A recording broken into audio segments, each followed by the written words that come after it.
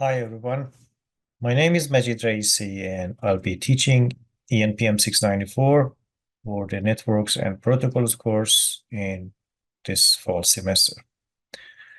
First, a few words about myself. I have a PhD in electrical engineering and have been teaching this course for 6 consecutive years and other similar graduate level courses on different, subjects in the networking technologies for the past 14 years.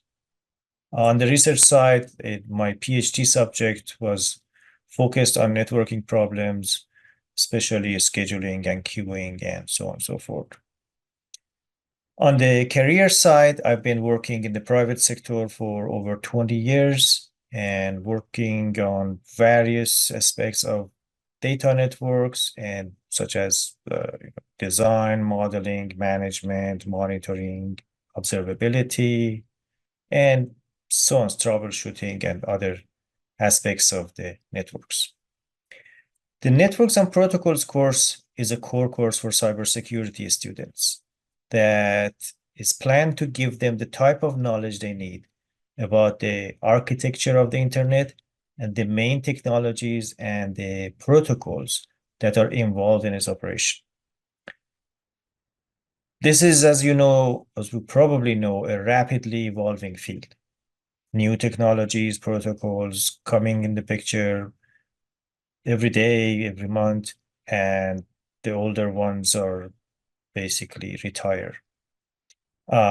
So my main goal when designing this course have always been to give you the type of the fundamental knowledge that allows you to not only being able to learn existing protocols, but also be able, more importantly, to understand the new technologies and keep yourself up to date in this field.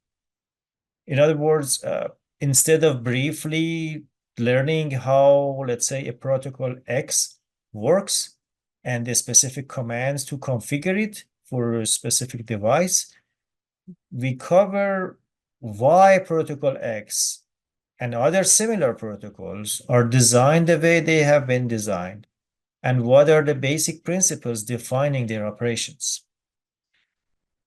This approach basically allows us, our students, to distinguish themselves at work or in the interviews, if you like, from other actors in this field who may have learned the material at the levels defined by introductory courses or different certificate exams that don't necessarily even require an engineering background, nor more about specific configurations or commands.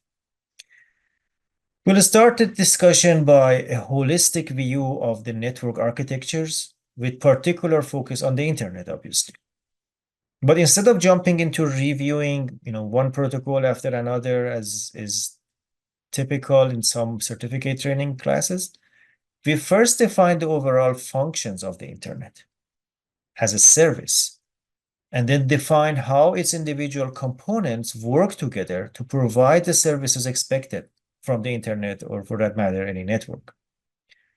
This approach will enable us to study the typical layers and protocols that we have to learn, after all, under a larger context, and make sure we understand the role of each technology in the bigger picture. Equally important, we will also consider some of the numerical calculations, numerical methods that network engineers need to know for evaluating the performance provided by a network to its users. In other words, we need to equip you with the knowledge to have quantitative analysis of your network performance. Having said all of that, I don't deny the value of pursuing well-known certificates in the field of networking by our cybersecurity students as a means of gaining hands-on experience next to the knowledge you gain about fundamentals. That's why starting this semester, I use a revised syllabus that combines the engineering knowledge coming from our classic textbook with the training material that brings lots of hands-on homework and labs that are designed to help students prepare for the Network Plus certificate. My goal from this new combined syllabus is to also provide the students with the added benefit of having access to Network Plus preparation material and covering roughly about 60% of that in our course, and around another 20-25% of that in the network security course in the spring semester, if you're interested.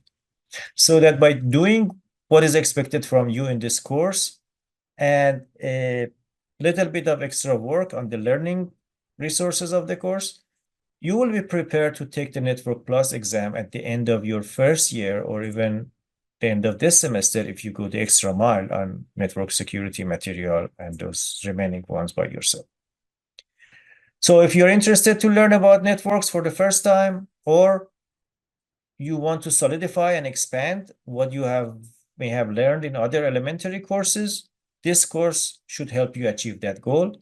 And I look forward to working with you throughout this semester. Thank you.